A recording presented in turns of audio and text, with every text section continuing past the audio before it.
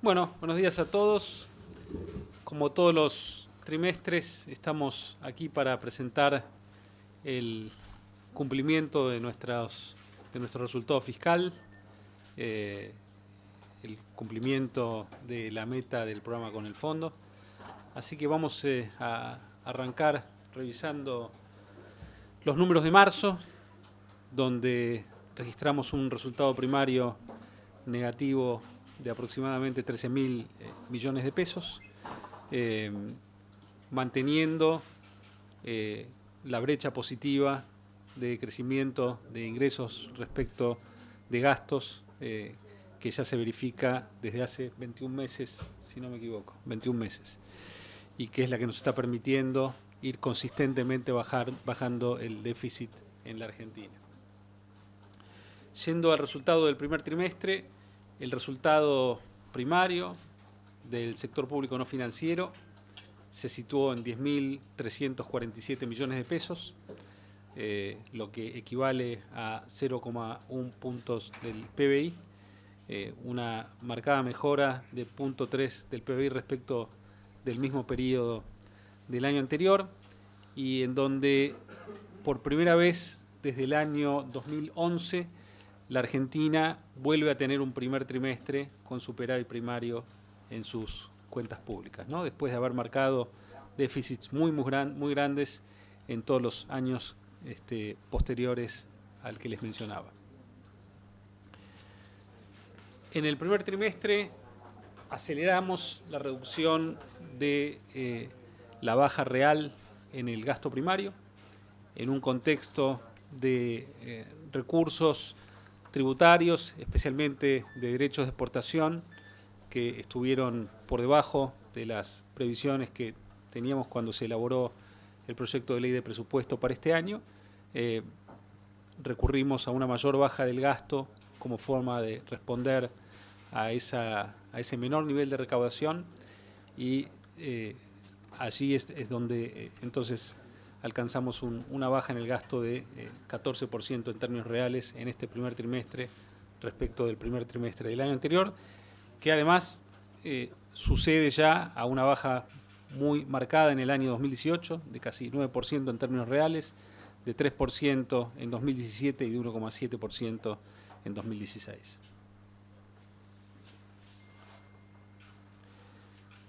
Vamos a hablar ahora un poco de la meta que incluía el programa con el fondo para el primer trimestre. Ustedes saben que nosotros para el año 2019 tenemos una meta de resultado primario equilibrado, pero a la cual si uno le agrega los ajustadores de gasto social y de algunos gastos de capital, ese resultado podría ser hasta de medio punto del PBI negativo y aún así cumplir con los parámetros del programa. Ese superávit luego tiene que subir a un punto del PBI en el año 2020 sin ajustadores. En términos nominales, el resultado primario acumulado está pautado en un nivel de 6.000 millones de pesos para el primer trimestre, acumulado de 20.000 al segundo, de 60.000 en el tercero, para luego llegar al equilibrio a final del año, previendo que en el cuarto trimestre, estacionalmente, las cuentas públicas registran algo más de gasto que en los trimestres anteriores, vinculados al aguinaldo especialmente. En ese contexto, nosotros hemos obtenido un superávit primario en el primer trimestre de 10.347 millones, que supera al pautado por la meta, que era de 6.000 millones. Y además, en este primer trimestre hubiéramos podido utilizar un ajustador vinculado a gastos sociales de 8.312 millones que no hemos utilizado, ¿no? Con lo cual, la meta ajustada del programa, que son los 6.000 positivos menos los 8.000 que podríamos agregar de déficit si utilizásemos el ajustador de gastos sociales, la meta se podría haber situado en un resultado negativo de 2.300 millones y habiendo obtenido un superávit de 10.000, la hemos sobrecumplido en 12.000 millones de pesos aproximadamente. Para entender cómo funcionan los ajustadores de gasto social o de gasto de capital, hay que tener en cuenta cuál es la línea de base del gasto social que se preveía presupuestariamente para el primer trimestre, ¿no?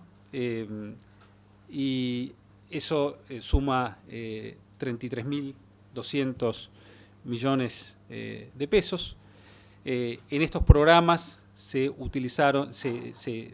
erogaron 41.000 millones de pesos, con lo cual se podría haber utilizado un ajustador social de 8.312 millones de pesos. No necesitamos en este trimestre recurrir a ese ajustador, ¿no? Pudimos cumplir las metas sin utilizar el ajustador y por eso el sobrecumplimiento de 12.000 millones de pesos que yo les mencionaba hace un rato.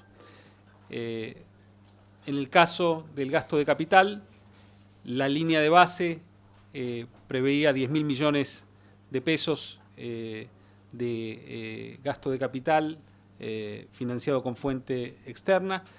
Erogamos nada más que 9.132 millones, con lo cual no generamos un ajustador en este rubro del gasto. Mirando para adelante, es muy importante marcar que el cumplimiento de la meta del primer trimestre se ha logrado bajando el nivel de deuda flotante en términos nominales, ¿no? Si lo miramos en términos reales, esa baja es aún mayor.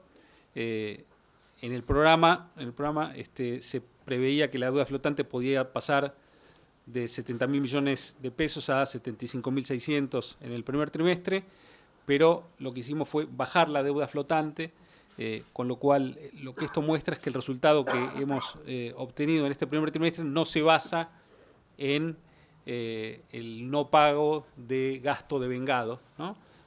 Sino que en un cuidado muy estricto de en qué gastos incurrimos y en qué gastos devengamos, ¿no? Porque eso es lo que hace sostenible el cumplimiento del programa fiscal. Es importante mostrar que si medimos en moneda constante dónde está hoy la deuda flotante del Tesoro, bueno, está en los niveles más bajos de los últimos 12 años, ¿no? Es un nivel de deuda flotante muy, muy bajo y que muestra que el ahorro que se consigue no se basa en diferimientos de pagos, sino en bajas reales del gasto de la Administración Nacional. Si miramos cómo estamos iniciando este año 2019 en términos fiscales, en términos del resultado primario acumulado por mes, bueno, tenemos que retrotraernos al 2010 o 2011 para un inicio con las cuentas fiscales en la situación en las que tenemos aquí. Recordemos que durante los últimos 10 años del gobierno que nos precedió, el gasto primario crecía 9% al año en términos reales, con lo cual se fue deteriorando el resultado primario consistentemente. Entonces, ya con todos los esfuerzos que hemos hecho, hemos logrado retrotraer nuestros niveles de déficit con los que nos estamos moviendo a los de los años 2010-2011. Como mencionaba antes, la base de los resultados que estamos obteniendo surgen de algo tan simple como lograr que los gastos crezcan por debajo de lo que crecen los recursos. Entonces, siendo muy cuidadosos con los recursos, con una muy buena tarea de fiscalización por parte de la AFIP, que nos está permitiendo también reducir los niveles de evasión en algunos sectores, es que estamos logrando ya 21 meses consecutivos de los recursos creciendo por encima de los gastos. Por otro lado, el gasto primario ya lleva 16 meses consecutivos de caída en términos reales. En realidad, uno podría decir que son bastantes más meses, pero tuvimos en el medio, creo que es noviembre del 2017, que nos interrumpió transitoriamente por un mes la serie, pero ya llevamos 16 meses consecutivos de bajas reales en el gasto primario del sector público no financiero. Y con estas cifras estamos bajando 5 puntos del PBI en 4 años el gasto del sector público no financiero, cosa que no se ve verificado anteriormente en la historia argentina, ¿no? Y lo estamos haciendo de manera ordenada, consistente, cumpliendo con el presupuesto que nos aprueba el Parlamento, con desvíos presupuestarios con respecto a los presupuestos formulados originalmente realmente muy bajos, que comparan con desvíos de casi 20% por año en la administración precedente. Con esto cerramos esta presentación y abrimos a preguntas. Hola, buenos días a ambos. Francisco Jueguen del diario La Nación. Teniendo en cuenta que en la última negociación con el fondo, en el último staff report en realidad, hubo una reducción de la meta del segundo trimestre de casi un 50%, de 40.000 a 20.000 millones de superávit necesarios, de los 9.000 millones extras de gastos que hay que incluir de acuerdo al paquete económico anunciado la semana pasada, y a un marzo que no viene relativamente bien en materia fiscal.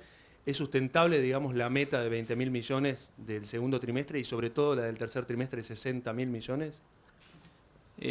Sí, buen día, Francisco. Sí, nosotros estamos tranquilos con el cumplimiento de las metas.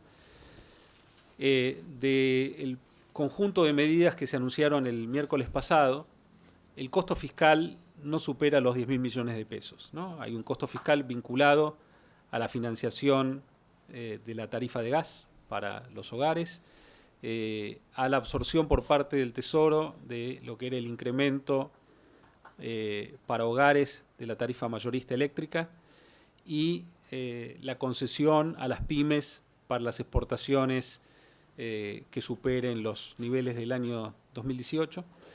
Ese conjunto de medidas, que son las únicas con costo fiscal, de 10.000 millones de pesos, está más que financiado por medidas que hemos tomado. Por un lado, nosotros estamos recibiendo ya ingresos por parte del revalúo impositivo firmes por 21.000 millones de pesos, que pueden aumentar todavía en algunos miles de millones de pesos adicionales.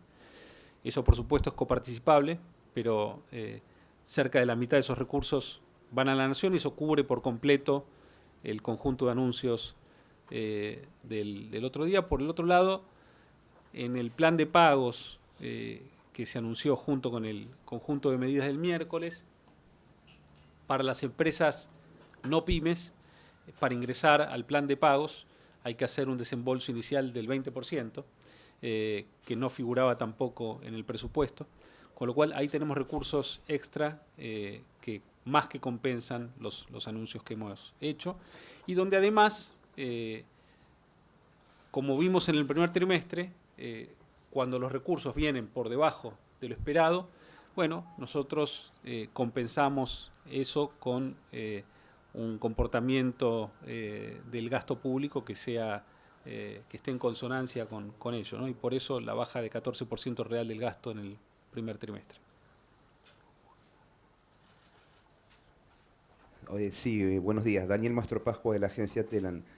Así como usted, ministro, recién explicaba el tema de este costo fiscal de 9.000 millones de pesos, ¿cómo lo van a compensar? Con la recaudación impositiva que está bajando, ¿ustedes temen que esta recaudación se mantenga por debajo de los niveles de inflación y qué consecuencias puede tener? Bueno, nuestra previsión es una en la cual en el año la recaudación crece, se mantiene básicamente balanceada en términos reales, y eso es el resultado de unos primeros meses del año donde la recaudación crece por debajo de la inflación y una segunda mitad del año en donde crece por encima de la inflación.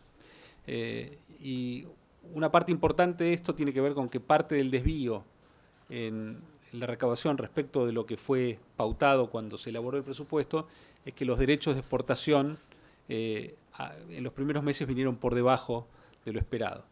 Nosotros pensamos que con la muy buena cosecha, buena parte de ello se va a recuperar en la medida en que se acelere la venta al exterior de soja y de maíz especialmente, y donde entonces vamos a tener crecimientos de la recaudación por encima de la inflación con el transcurrir de los meses. Buen día, ministro. Daniel Estico de Infobae.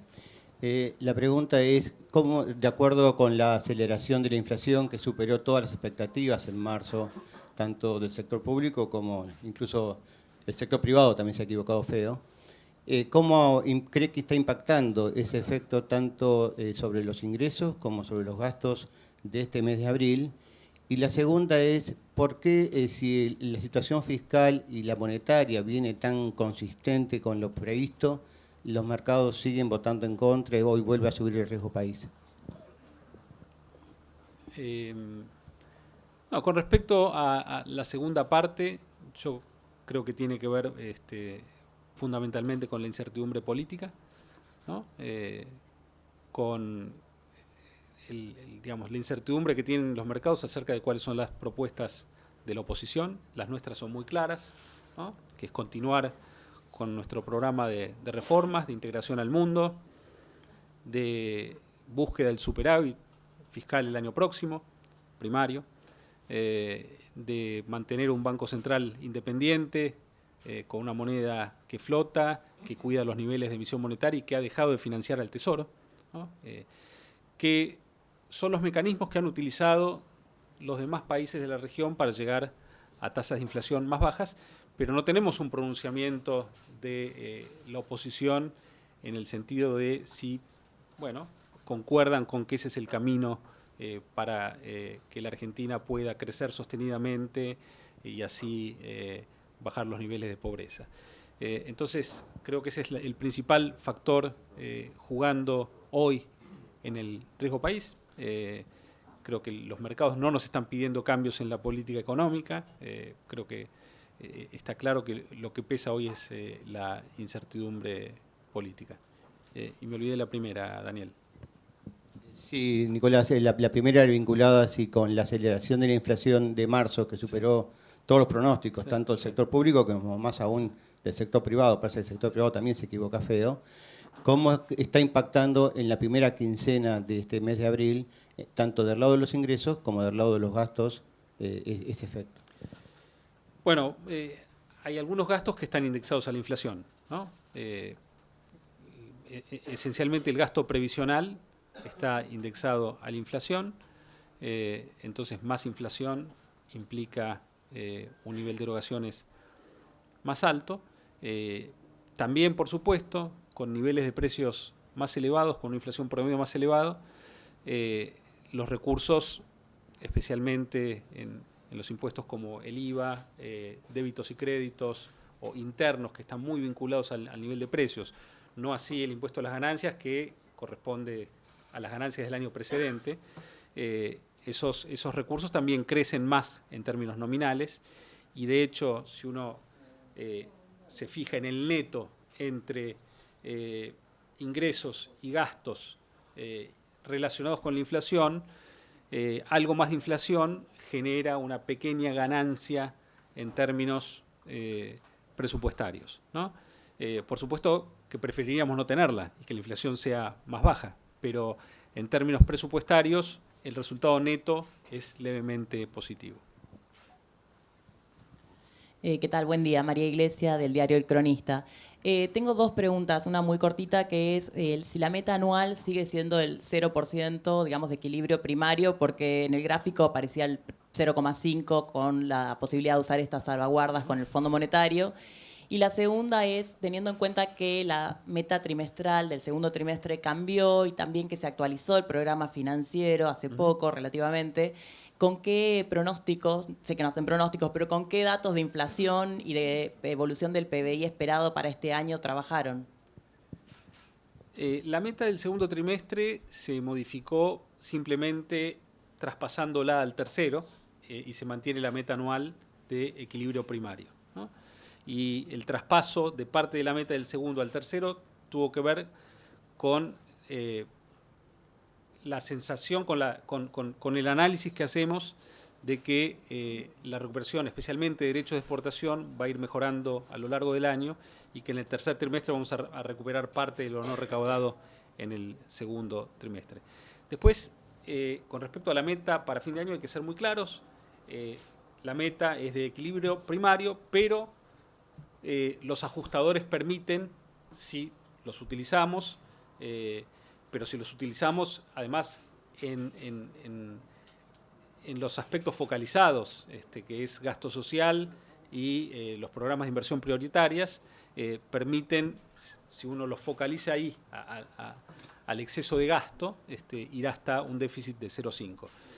Hoy por hoy nosotros apuntamos a llegar al 0, pero tenemos la potestad de utilizar los ajustadores y aún así cumplir la meta sin tener que pedir un waiver, ¿no? Sin tener que pedir un waiver al fondo. Última pregunta. Perdón, quedó pendiente la otra, digamos, de qué inflación y evolución estimada del Producto Bruto Interno para el año, digamos, de programas financieros. El producto para el año, en nuestras últimas revisiones, si no me equivoco, estaba en cerca de menos 0,5. Y la inflación, en general, vamos tomando la inflación del relevamiento de expectativas de mercado del Banco Central como insumo. Ministro Joven y Patrick Lespe con la agencia Bloomberg. Tengo dos preguntas breves. En el último staff report, el equipo del fondo recomendó que el gobierno corta más gastos capitales y posiblemente más gastos de subsidios económicos. Quisiera preguntarle si usted está de acuerdo con esas recomendaciones. Y mi segunda pregunta es si crees que la suba de inflación en el primer trimestre del año va a demorar la recuperación de actividad pronosticado para el segundo trimestre.